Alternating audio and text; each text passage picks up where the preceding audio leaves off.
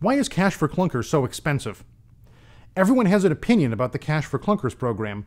Some love it because it's stimulating the economy. Some hate it because it's another subprime mortgage fiasco.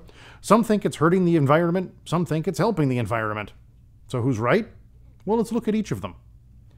To stimulate the economy, the program would have to show an increase in car sales outside of the normal trends.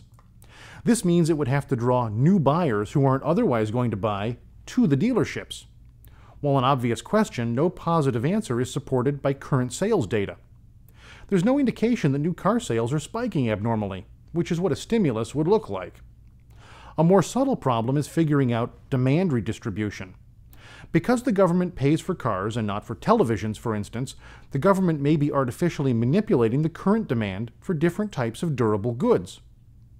Since the program only covers certain types of cars, are the buyers choosing one type over another? This would cause an obvious shift in sales figures between different segments. Large SUVs, for instance, would plummet, while program-sponsored cars would not. Another facet of demand redistribution is the dual impact of compressing the market. If you cause an entire population, as an example, to purchase a new car today, then what happens to the used car dealers and the auto repair shops? Newer cars generally need fewer repairs, and used cars are suddenly dirt cheap since there's no demand. How does the shift in demand change the economic environment for those other businesses? Similarly, when everyone purchases a car today, what happens to the need for new cars in 12, 18, and 24 months? For as long as 4 years, the government program may reduce the demand for new cars. But what about stimulating the economy today? Well, the program's being used pretty heavily, but stimulation comes from people buying more expensive cars than they would otherwise buy, or buying a car at all when they would otherwise put the purchase off. So, monthly car sales in July were down 10.9% from July of last year, with luxury and large car sales down more than 25% each. That pales in comparison to large SUV sales, which were down 45% from the same month a year ago. The same firm, Motor Intelligence, showed similar decreases in June compared to last June. So what does that mean? It means there aren't a huge number of unexpected new cars being sold. There may be some positive impact to the program in terms of additional customers brought to the table, but there aren't many. It also looks like customers are pushing away from the larger SUVs towards smaller cars.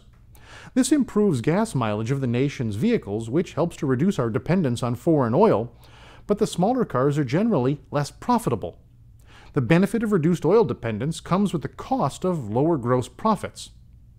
What about the argument that the CARS program is the new subprime mortgage fiasco? That argument requires people to buy more expensive cars than they would otherwise buy, and finding good data to support that, or to refute it, isn't easy. The smaller, less expensive cars are being preferentially purchased, and the loan holders for the car loans have no incentive that I've seen to push to make bad loans. So while we have no hard evidence that the Cash for Clunkers is like the subprime mortgage market, there's nothing I can see to support the idea. As for the environmental concerns, I think cleaner air is good, and better mileage usually means cleaner air. I think global warming has been demonstrated to be phony, though, so any claim that the program helps the matter of global warming is a lot of hot air.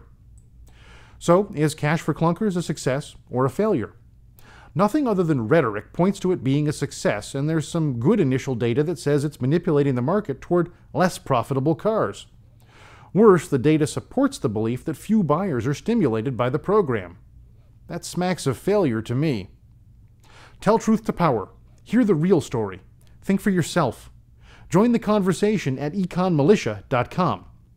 Take back your inalienable rights.